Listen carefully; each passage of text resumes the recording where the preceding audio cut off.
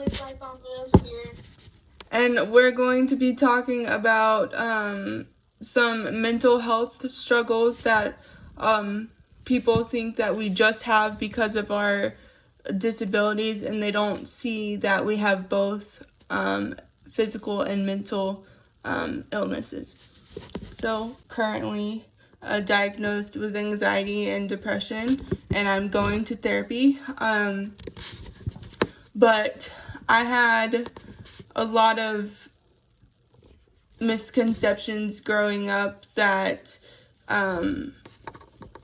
my physical disability was the cause to a lot of my mental health issues, and my mental health was often put off to the side because of my physical issues, and my physical issues sometimes were put off to the side because of my mental health.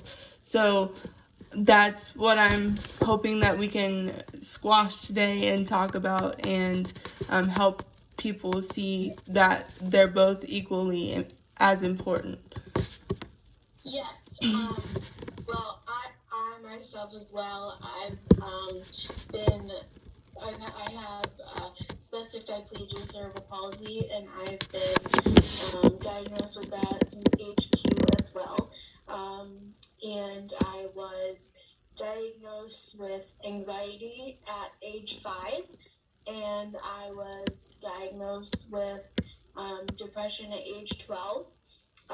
And more recently, I was diagnosed with bipolar 1 disorder at age 21. And I was also diagnosed with PTSD at age 21 as well. So those two are more recent to me, and they're hard to talk about, but they need awareness. So I'm going to bring awareness to them today. Yay, I'm glad. I think a lot of people need to know.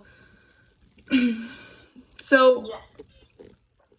so if you had to say anything about having both mental and physical illnesses, what would you say?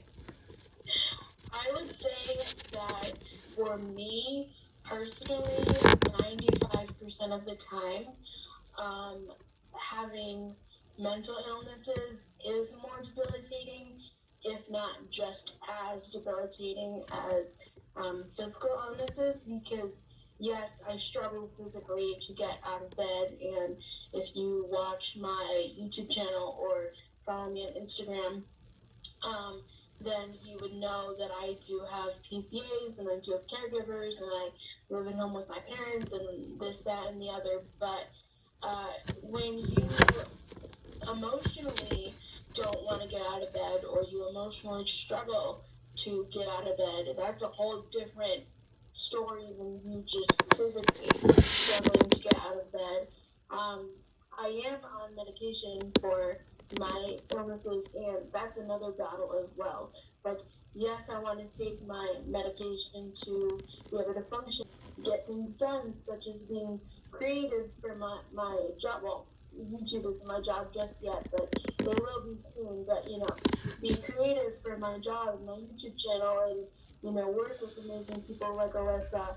But at the same time, I really struggle with having to take medication for migraine, because there's such a stigma around medication. And I do take medication for my CP, and nobody seems to bat an eye at that. But when it comes to mental health, it's like a big, red flag that's next to my name that says, "Oh, she takes this for her brain," So that's really bothersome to me. But I do every day because I do want to feel good, and I want to enjoy my life, and I want to enjoy my dogs, and I want to just enjoy, the life I've been given, even though it's really challenging.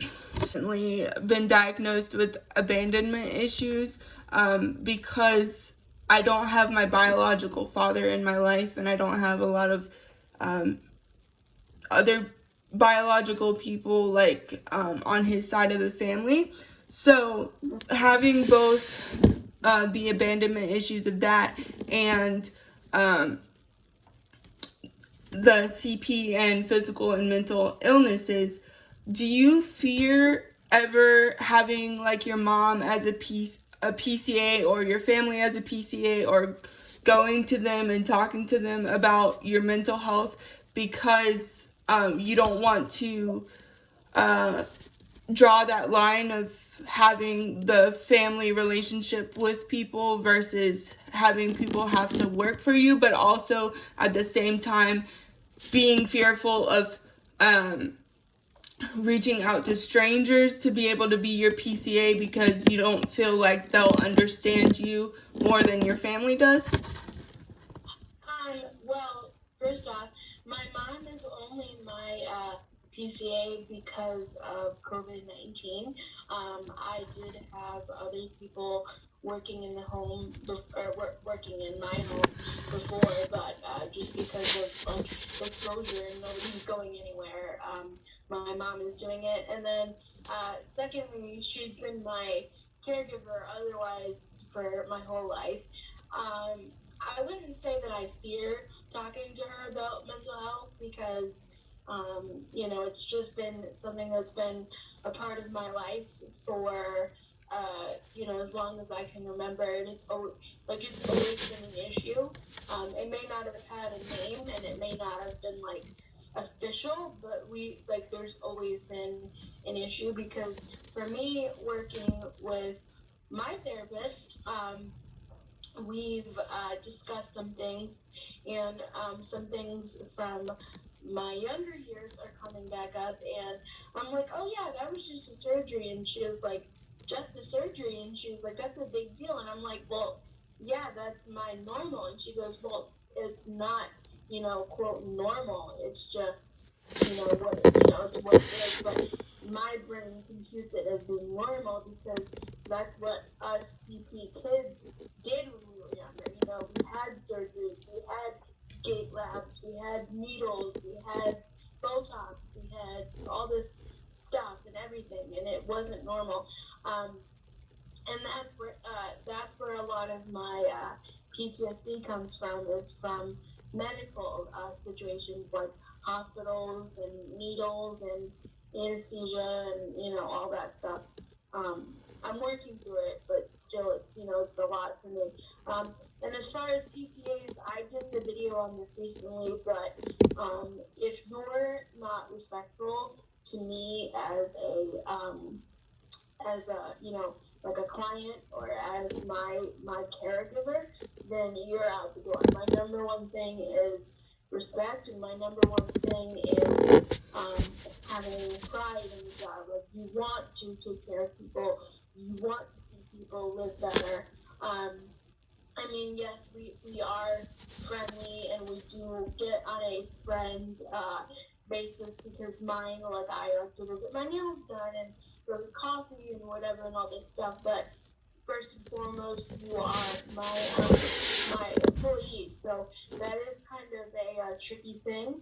And it's interesting you ask that because I haven't hired people in a long time because of COVID. And now that I'm half vaccinated, I'm looking to hire more people.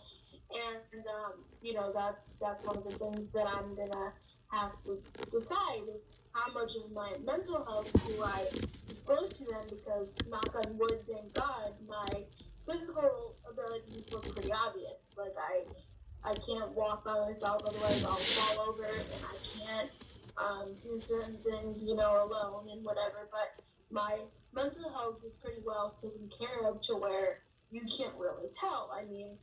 People who know me can tell when I'm anxious, but like the average person cannot. And I think that's just something that you have to get comfortable with on a daily basis. You have to see how the person is. I'm not going to be telling them on the first day, but for some of my mental health, I take medication with dinner time, right? So I'll be like, oh, well, I need to eat at 6 o'clock because I need to take my medication, and I have to be taking the food. So maybe that's what I'll start out telling them, and then we'll move into more of that. You know what I mean? But if it doesn't come up, it doesn't come up. I'm not going to be like, hey, I have all these issues, and I, deal with this, and I have nightmares and whatever, you know, 'cause I'm not ready to be vulnerable like that. But, you know, don't be afraid of it, because these people are going to be in your life, you know what I mean? And, you know, I hate to think about this, but, you know, your parents are not going to be there forever, and I've come to the conclusion that I will need help for the rest of my life, whether that's through my partner being a caregiver for me, or my significant other, or, you know, a sibling, or, you know, hired help or something like that. So I'm going to need to learn how to do this over and over and over again. So I have a lot of love to give, and a lot of, you know, things I can bring to the table, because physical abilities and, you know, chores is only one thing that, you know, you can bring to a marriage, and everybody has housekeepers nowadays anyway, so my physical abilities have nothing to do with it, you know what I mean? Yeah, it just all comes down to trust. I think for me, the one thing that took me going to therapy was telling somebody that I didn't know how to talk to them about certain things. Not like in a bad way, but like I was just trying to talk to people and they didn't not give me the answers that I was looking for, but didn't talk to me in a way that I understood. So that was the reason that I finally went to therapy. Mm-hmm. So.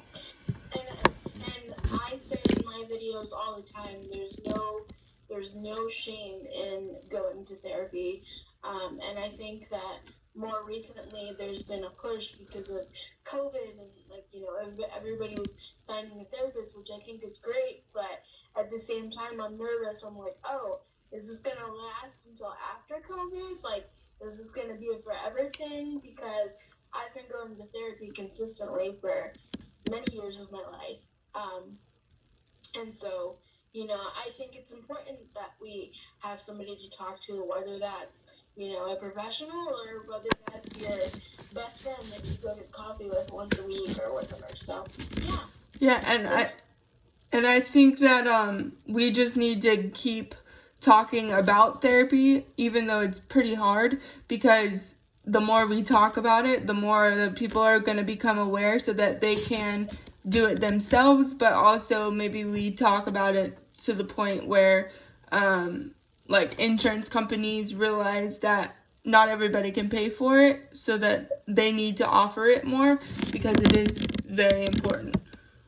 Right. But thank you for joining me today. I think we had a great conversation, and I hope to see you soon. Absolutely.